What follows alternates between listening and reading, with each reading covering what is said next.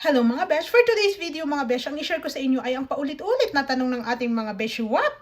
Kung paano daw ba mag-apply ng US Tourist Visa. So siguro bago lang siyang followers kaya siya nagtatanong. Okay, so para to sa iyo beshiwap na mga bago kong followers, paano nga ba mag-apply ng US Tourist Visa? Unang-unang mga besh, syempre kailangan dapat may passport ka. At ang passport mo ay kailangan valid for 6 months. Okay? Tapos, 2 pieces 2x2 picture, white background. Okay? So, kasi may nagtatanong din sa paano daw ba ang isuot sa pagpa-picture. Kailangan daw ba may collar o kailangan naka-business attire. Anything naman. Pero, if I were you, para medyo formal siya, so, dapat polo or may collar, something ganon. So, wala naman siyang requirement kung anong kailangang suotin. So, pangalawa, kailangan mag-fill out ka ng DS-160 application sa website ng US Embassy. So, doon, ilalagay mo lahat ng iyong mga information, lahat doon ipifill out mo. Pagkatapos, pag once na kapag-fill out ka na ng DS-160 application, of course, mga besh, kailangan mo magbayad ng visa fee. So, magkano nga ba ang visa fee sa ngayon? Ang visa fee is $185 or 11,470 pesos. So, ayun. Yun yung babayaran mo. So, saan mo ba siya babayaran? Okay. So, pwede kang magbayad cash sa bangko kung saan naka-affiliate yung US Embassy. Pangalawa, pwede kang magbayad through online kung saan ka mag-fill out ng iyong application din or kailangan mo mag-create ng account para sa iyong appointment. So, doon mismo sa website na yun, doon ka magbabayad. Huwag ka tumanggap ng bayad or huwag kang magbayad kung saang online site. Okay? Kasi may maraming nagtatanong yan, ma'am, nagbayad ako nito, yung pala scam pala. So, okay, kung saan ka nag-create ng iyong CGI account, doon ka rin magbayad ng visa fee. So, ang mode of payment nila ay pwedeng cash, pwedeng debit card, pwedeng credit card, or pwede nyo gamitin ang inyong mga mobile wallet.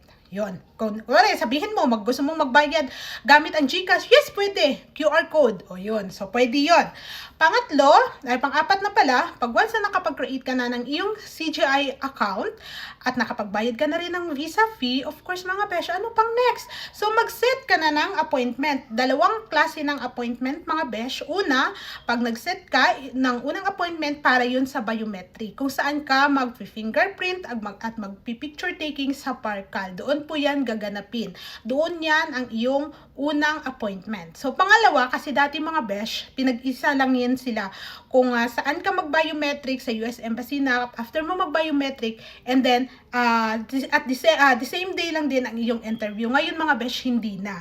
So, hiniwalay nila, siniparate nila ang for biometric at ang interview. So, ang biometric ninyo ay sa Parañaque. Doon po yan, doon kayo kukuha na ng fingerprint at saka ng picture taking. So, pangalawang set ng appointment ay ang inyong interview na. So, yun na yun mga besh. Mag-sit na kayo sa US Embassy kung kailan ang gusto ninyong interview. Pag once okay na mga besh, pag once may nasubmit nyo na ang inyong DS-160 application, nakapag-create na kayo ng inyong CGI account, nakapag-set na kayo ng appointment. So, yun na. Wait nyo na lang ang inyong appointment mga besh. So, wag nyang antayin ang tawag ng embassy mga besh kasi may nagtanong yan sa akin, nakapag-gawa na daw siya ng DS-160 mga besh, tapos inantay niya na lang daw ang tawag ng embassy na nabuang na.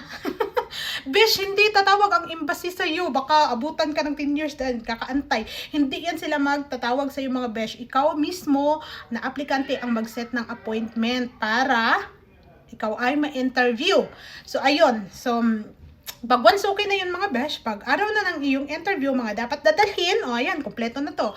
Mga dapat dadalhin is yung DS-160 confirmation, appointment confirmation, passport, at saka 2 pieces 2x2 picture, white background. Okay, yun lang. Kung may mga supporting documents kayo, pwede nyo ring dalhin para if ever na kailangan ni Consul or hanapin ni Consul, at least may maipakita kayo.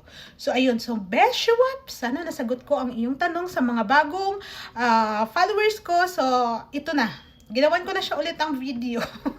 So, para to sa iyo mga beshiwap. So, sana nakatulong ang video na to. Pa-share na lang para doon sa mga mag-a-apply na bago rin. So, good luck!